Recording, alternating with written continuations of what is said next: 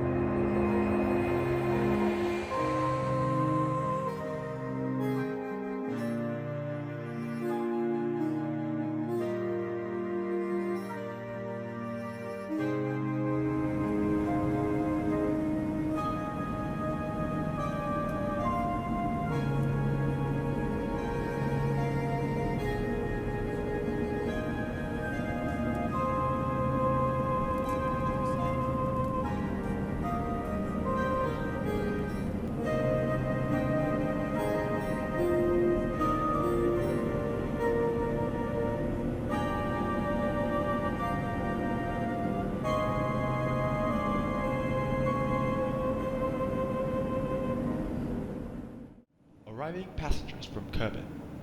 Your baggage is subject to a mandatory search to protect the Icarus Base. Thank you for your cooperation. Osman!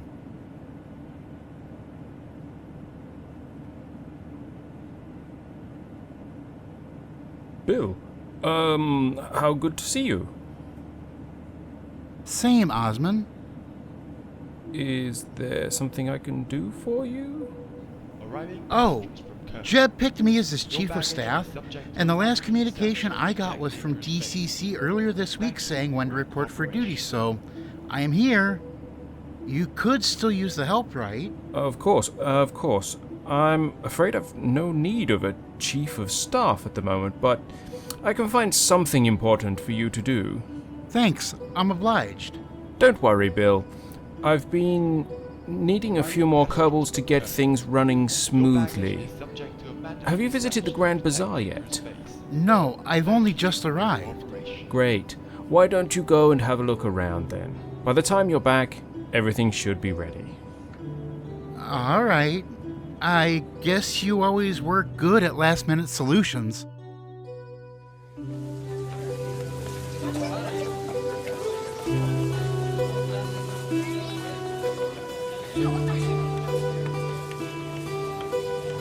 Oh, you did get my message.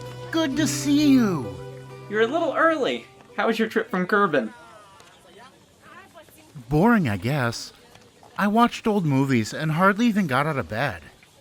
Well, it's good to see you again. Shouldn't you still be figuring out your role here at Icarus Base, though? I caught Osman earlier out in an alley, and truth be told, I think nobody told him I'd be coming. He's in his office right now figuring out how to assign me. I guess they really didn't expect Jeb's death. I can't blame them. Some Kerbals are still mourning, and even the coldest bureaucrats gotta be somewhat affected. I'm doing alright myself, but sometimes I think about Jeb and I just can't focus on anything else. Osman definitely was affected. He always spoke highly of Jeb, and I heard he was at the funeral. Maybe that's why he doesn't have everything in order. It'd certainly be hard on him having to be the replacement. I'd feel guilty if it were me. Yeah, I saw the eulogy he gave. He didn't show much emotion, but that's how he always is, and something was still definitely off about him. I know I was a mess early on. Look, let's talk about something a little less dour. You heard about all the new excavations going on? I'm going out in a few days on one. That's great. I hope it goes well, but we just met up again and you're already heading off? Talk about poor timing. Hey, look at it this way. We might not have met at all before I headed out. Maybe it's lucky there was a mix-up with Osman. I guess. Bill, is there something you want to say? No, not really. Well, I'm here for you. Hey, how about we go get a bite to eat? I guess. My appetite isn't huge, but I'd like to remember what real food tastes like instead of that freeze-dried stuff on the shuttle. Great, I know a good place. Maybe it'll cheer you up a little.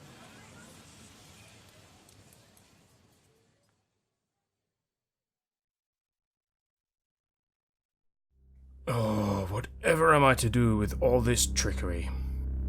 Well, at least I can positively expose them were anything to happen.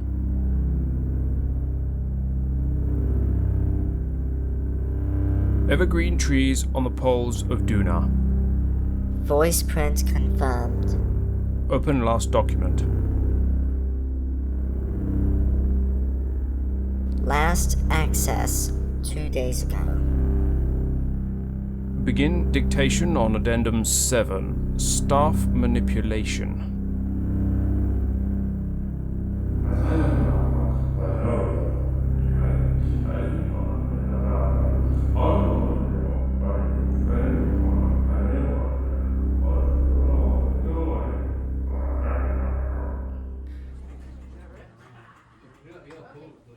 So, this is all about Jeb, isn't it?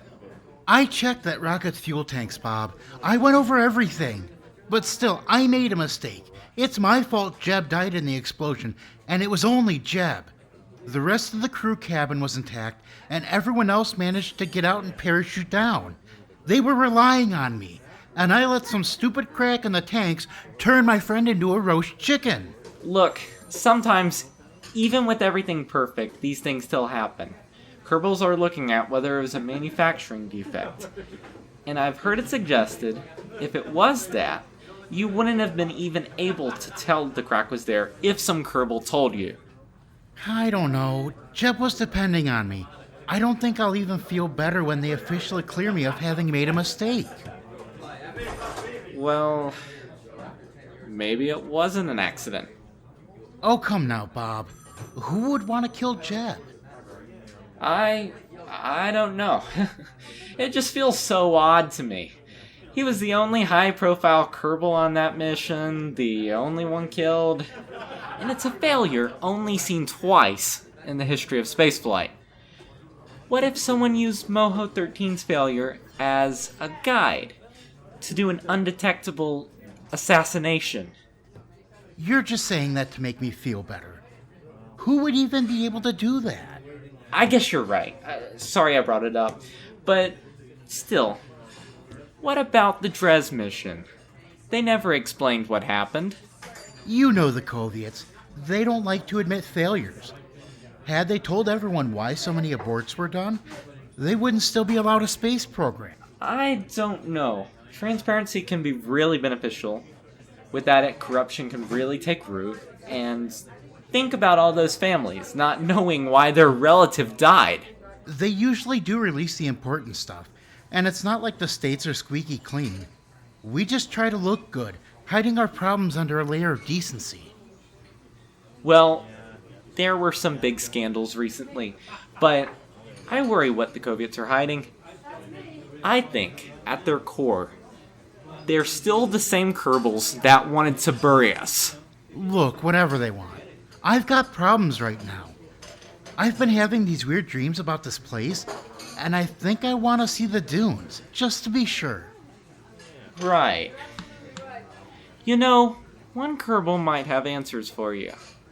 He was a part of the failed Dres mission. His name's Bootstrap.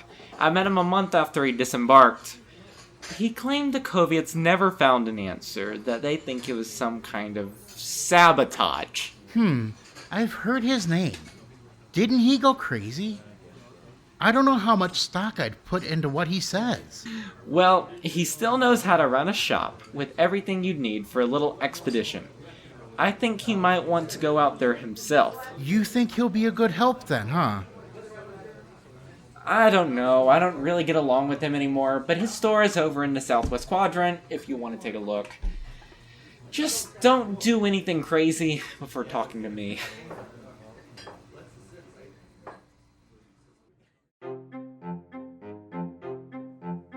Hello? Why, hello there. Are you the Kerbal Bob said was having trouble sleeping? Just some nightmares. What exactly are you offering? Oh, you know, I never could sleep again after my comrades died on Dress. But, oh well, I've developed my own substitute for sleep. I sell it here, in fact. That's worrying. What's in it? Oh, just some black coffee, caffeine, a few energy drinks, and this new chemical they came up with here on Icarus Base. It'll only give you the runs the first few weeks. I'll pass. Well, if you change your mind, it'll always be here. Anything else you need? The nightmares I have, they've been calling me to somewhere outside the base. Would you know a way to go out exploring? Ah, if'n you'd buy a little trinket, say? A personal shelter kit? I might be able to tell you some info that isn't exactly common knowledge. You'll definitely need the kit if you go out there. Fine. Well then, there's a certain, exclusion zone out there. They say it's just so Kerbals don't deserve sensitive equipment, but I heard they've been finding things. Things like what might be responsible for my friends never coming back. What kind of things? Oh, something that someone must have put there a long time ago. Maybe it was ancient Kerbals. Maybe it was someone else. Don't really matter to me none who it was, but all the science types are giddy. And they definitely aren't just giddy because of the potential for alien life. Those artifacts must be useful for some kind of engineering. Maybe if they're giving you nightmares, some kind of brain stuff. My sleep substitute would be nothing compared to just zapping a Kerbal's brain. This is starting to sound like a bad idea, but I've got to find out. How do I get out there? I could show you the way, if you could get you and me on a rover. Got the clearance? I'm lucky they let me run a shop. I do. Okay, great. We'll just need to get some extra equipment from another shop. I've had trouble getting suppliers lately. Something about it being harassment to poke around their offices at night and bang on the doors offering sleep substitutes. Right. I'll go, prepare.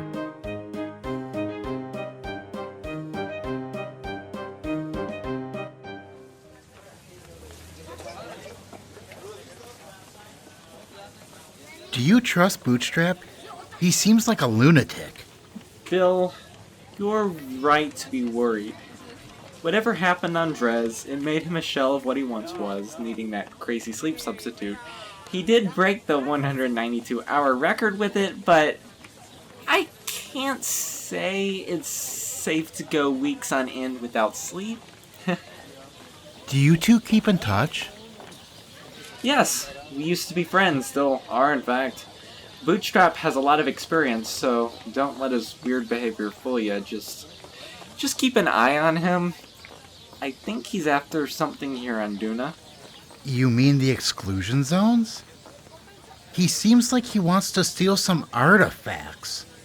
I just want answers. I think he obsesses over them, but he hasn't said much. Me and him were out of touch for a while, and when we started talking again, he changed for the worse. You think it'd be a good idea for me to go on with him? I need to know if my nightmares are related to them. I don't know.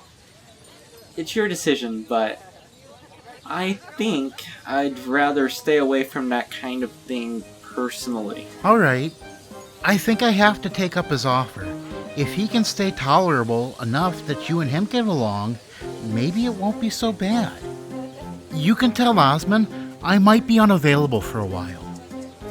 Bill, good luck out there. Thanks. I hope you find what you're looking for.